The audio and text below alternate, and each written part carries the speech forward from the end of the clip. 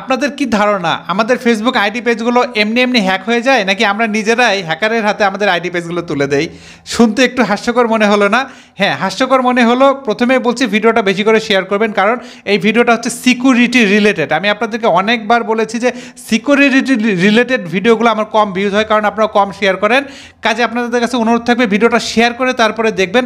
আপনারা একটা শেয়ারের কারণে হয়তোবা অন্য কারো অ্যাকাউন্টটা বেঁচে যেতে পারে। এবং আমরা কিন্তু অনলাইনে এই ভুলটাই করি, নিজেরাই কিন্তু অনেকাংশে আমরা হ্যাকারের হাতে আমাদের আইডি পেজের অ্যাক্সেসগুলো তুলে দিই, নিজের অজান্তে আমরা বুঝতে পারি না যে কী করব। তো আজকে ভিডিওতে তেমনি একটা গুরুত্বপূর্ণ তথ্য তুলে ধরবো। এর আগেও কিন্তু তুলে ধরেছিলাম অন্য বিষয়গুলো নিয়ে, যেমন বিভিন্ন লিঙ্ক শেয়ার করতো, দেখবেন যে লেখা আসতো যে বিকাশে টাকা দিচ্ছে, এই ভাতা দিচ্ছে, ওই ভাতা দিচ্ছে, আমরা ভিডিও কলে কাজ করি, প্রথম মিনিট ফ্রি, এরকম অনেক ধরনের কিন্তু দেখবেন যে লিঙ্ক শেয়ার করতো, লেখা শেয়ার করতো। তারা যেমন হ্যাকার, তেমনি এখন আজকে ভিডিওতে দেখানোর চেষ্টা করব আপনাদের ভুলের কারণে কিভাবে আপনারা এদের ফাঁদে পা দিতে পারেন এবং কি করলে আপনাদের আইডি পেজগুলো সুরক্ষিত থাকবে, সেগুলো স্টেপ বাই স্টেপ দেখানোর চেষ্টা করছি। আশা করছি স্ক্রিনটা দিকে লক্ষ্য রাখবেন এবং ভিডিওটি শেষ পর্যন্ত কন্টিনিউ করবেন।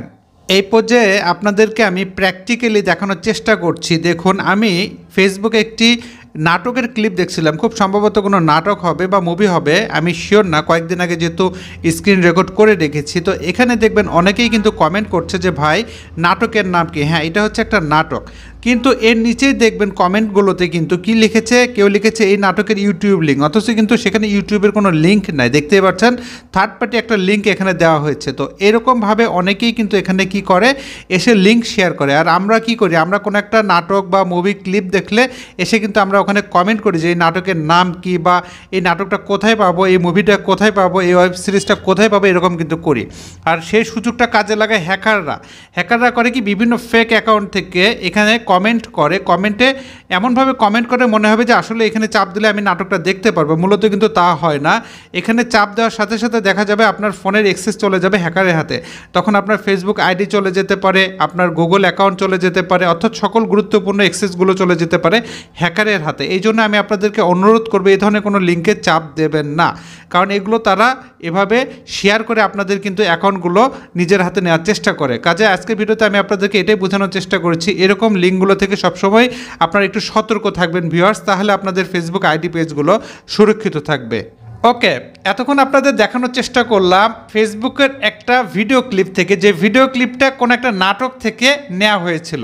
তো সাধারণত অনেকেই তাদের পেজে এই ধরনের নাটকের ক্লিপগুলো দিয়ে থাকে তাদের ফলোয়ার বাড়ানোর জন্য, কিন্তু পরবর্তীতে দেখা যায় যে কপিরাইট ক্লেম খাওয়ার ফলে অথবা স্ট্রাইক খাওয়ার ফলে পরবর্তীতে সেগুলো ডিলিট করে দেয়। আপনারা খেয়াল করে দেখবেন।